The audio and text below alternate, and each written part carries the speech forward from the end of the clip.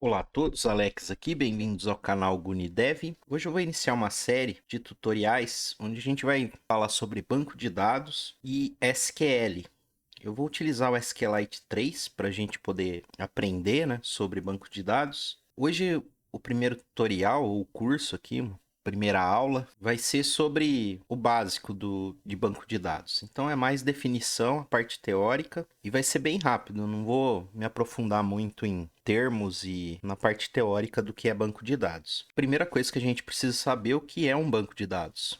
Então, o banco de dados é uma coleção organizada de dados ou informações. Essa coleção de dados ela tem que estar relacionada a algum tema e ela precisa fazer sentido. Então, por exemplo, se eu tiver uma escola, eu preciso dos dados dos meus alunos, dos dados da escola, dos dados das salas, os dados das provas, dos professores. Então, essas coleções organizadas, de dados, ela vai ser um banco de dados. Então, na informática, quando a gente fala de banco de dados, a gente está falando de um sistema que vai armazenar essas informações eletronicamente, ali em um computador. Então, pode ser, um computador desktop, um servidor, um notebook. Até no seu smartphone você vai encontrar banco de dados. O banco de dados, ele precisa de um sistema para fazer essa gestão. Então, geralmente, a gente tem ali um sistema de gerenciamento de banco de dados, ou um sistema de gestão de banco de dados, comumente chamado SGBD, ou vocês vão encontrar também DBMS, que seria a sigla em inglês para Sistema de Gerenciamento de Banco de Dados. Então, o que é esse sistema de gerenciamento de banco de dados? É uma aplicação que vai ser responsável por gerenciar o banco de dados, gerenciar as informações ali dentro dele. Então ele vai criar ali relações, inserção de dados, edição, consulta, exclusão. Ele vai gerenciar os usuários que vão poder acessar esse banco de dados. Alguns têm essa possibilidade. Então a gente tem aqui alguns bancos de dados. Então a gente tem Oracle, o SQL Server, MySQL, PostgreSQL, tem o DB2 da IBM. A gente tem uma infinidade de bancos de dados, de sistemas gerenciadores de bancos de dados. O que a gente vai trabalhar é com o SQLite. Basicamente, um sistema de banco de dados ele vai ter uma aplicação cliente, que é parte do sistema gerenciador de banco de dados, e um servidor de banco de dados que vai executar as ações. Então, a aplicação cliente vai fazer uma solicitação através da rede ou de um computador local. Dentro do computador local, você pode ter o cliente e o servidor. Ele vai fazer a solicitação, o servidor vai executar essa solicitação e vai retornar para o cliente essas informações. Então, por exemplo, eu posso inserir uma informação. Então, a aplicação cliente envia os dados que vão ser inseridos, o servidor processa, verifica se ele pode ser inserido ou não. Se não tiver nenhum erro, ele vai inserir esses dados e retornar se ele foi inserido com sucesso ou não.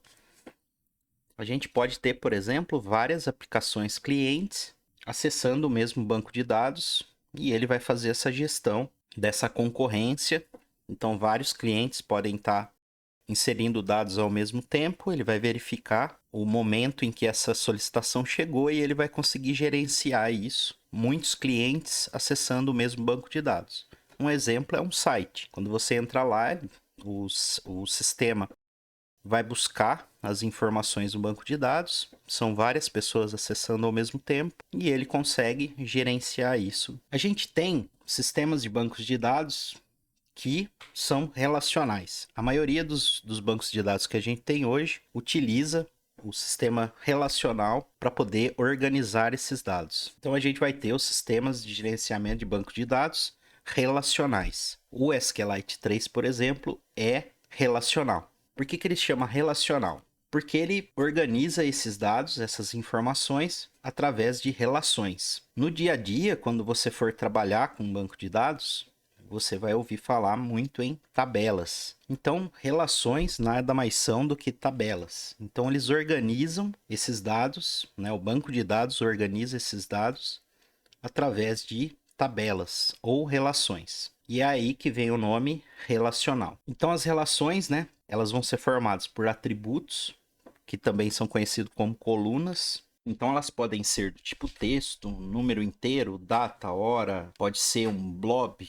Você tem uma infinidade de tipos e a partir do momento que você definiu aquela coluna como um tipo, ela só vai aceitar aquele tipo de informação. Por exemplo, se eu tiver uma coluna do tipo texto, eu vou poder colocar números lá. Só que eu não posso executar ações de soma, por exemplo, nessa coluna dos dados que foram fornecidos para essa coluna, porque para mim ela vai ser do tipo texto. Então, definir muito bem o tipo da coluna que você estiver cadastrando é importante para que você tenha um banco de dados com uma integridade satisfatória. Então, por exemplo, se eu for colocar lá a data de nascimento, o ideal é que eu escolha um campo data. Se eu for colocar o valor de um produto, é importante que eu crie essa coluna como um ponto flutuante. Então, isso a gente vai ver durante todo esse curso. Dentro desse conjunto de colunas, então a gente vai ter várias colunas em uma tabela ou em uma relação. Conjunto de dados inseridos ali em uma linha, ela é chamada de registro. Então, aqui eu tenho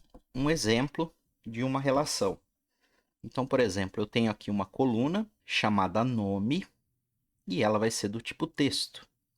E uma outra coluna chamada idade, que é do tipo inteiro. Então, a minha tabela ou a minha relação, ela vai ter duas colunas, uma chamada nome, uma chamada idade. Tudo que está dentro aqui do vermelho, ou seja, essa coluna e os dados que eu inseri na coluna, ela vai ser uma tabela ou uma relação. Dentro, então, da relação, eu vou ter duas colunas. Então, o que está verde aqui é uma coluna. Aqui, o nome José, ele é um dado, é uma informação, né? Um valor da coluna. Então, quando eu solicitar o valor dessa coluna, eu vou ter, por exemplo, esse valor José. A coluna idade, eu tenho, então, essa informação aqui, ou esse valor. E essa linha aqui, que é o conjunto dos valores das duas colunas, vai ser, então, um registro ou uma linha. Aqui eu poderia ter várias informações. Então, por exemplo, eu poderia ter aqui embaixo Maria 30.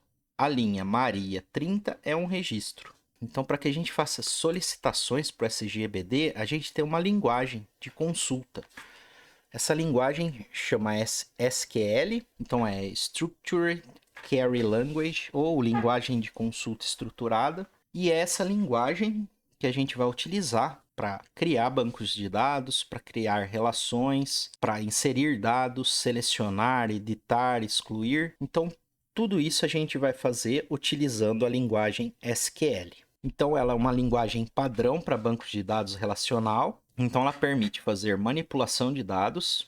Então, por exemplo, inserir dados, editar, excluir dados, definir os dados. Então, criar tabelas, né, relações, criar views, gatilhos, para fazer o controle de dados. Então, por exemplo, existem alguns bancos de dados que eu consigo controlar, por exemplo, quem pode acessar o quê, para fazer transações. Então, por exemplo, eu posso abrir uma transação, fazer uma sequência de inserção de dados e depois aplicar todas essas alterações. E eu também posso fazer consulta de dados, ou seja, recuperar toda a informação de uma forma organizada dos dados que foram inseridos nesses bancos de dados. Então agora a gente vai utilizar o SQLite 3. Então sobre o SQLite 3, né? O SQLite 3 ele não é, por assim dizer, um SGBD. Ele é uma biblioteca em C que permite que a gente implemente um banco de dados embutido em aplicações.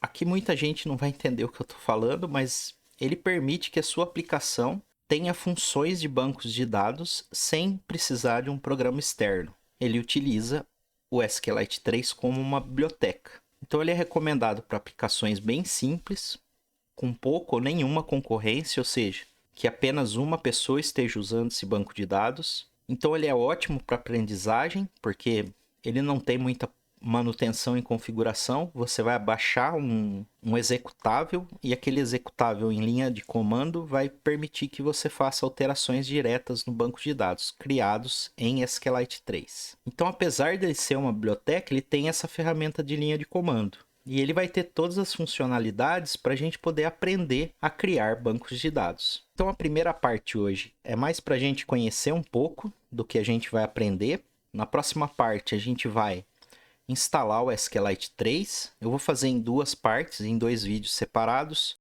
Um é como a gente utiliza ele em Linux e outro como a gente coloca ele para funcionar no Windows. Eu espero que vocês aproveitem esse curso. Então eu espero que vocês tenham gostado aí dessa primeira parte. Quem quiser acompanhar aí o curso, curta o vídeo, se inscreva no canal.